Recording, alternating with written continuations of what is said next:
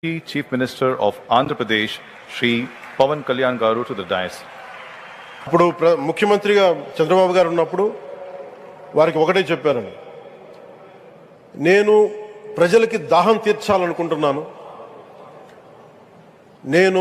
నాకు తెలిసిన భక్తులు ఒకే ఒక భక్తులు ఒక ఆయన సింగిల్ హ్యాండెడ్గా 400 crores 400 కోట్ల రూపాయలు ఈ పథకానికి సత్యసాయ ఈ పథకానికి ఇస్తాను, దాహం తీర్చే పథకానికి ఇస్తాను అంటే దానికి ఆ రోజున ప్రత్యేకించి అలాంటి పర్మిషన్స్కి వీటికి కొంచెం కష్టాలు ఉన్నప్పుడు గౌరవ ముఖ్యమంత్రి నారా చంద్రబాబు నాయుడు గారు వీటికి అండగా ఉండి ఈ సత్యసాయి ఈ దాహం తీర్చే ఈ పథకానికి అంటే మనం చెప్పాలంటే జల్ జీవన్ మిషన్ అంకురం సాయిబాబా గారు చేశారు. ఇక్కడ ఇది తమిళనాడులో కానీ తెలంగాణలో కానీ మిగతా అన్ని రాష్ట్రాల్లో కూడా ఈరోజు చేయగలుగుతున్నామంటే దానికి అంకురం సాయిబాబా గారు అందించారు.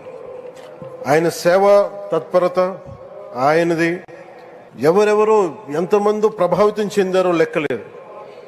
ఒకసారి సేవ చేసే వాళ్ళందరినీ చూస్తూ ఉంటే మా వదిన గారు చెప్పారు, ఒకసారి భోజనం తింటా ఉంటే ఎవరిని ఇంకొకసారి ఇది కొంచెం అన్నం పట్టరా అంటే మా అన్నయ్య గారు చెప్పారండి. వాళ్ళ అన్నకు ఆయన ఎవరో తెలుసు, ఆయన ఒక farmer IAS officer, senior IAS officer అండి.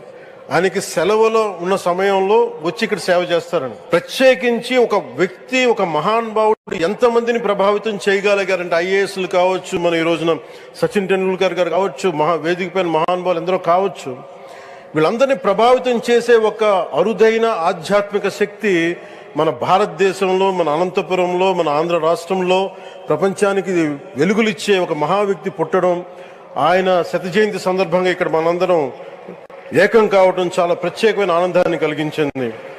ఆయన సేవా తత్పరతని స్ఫూర్తిని మున్ముందు మేమందరం కొనసాగిస్తాం.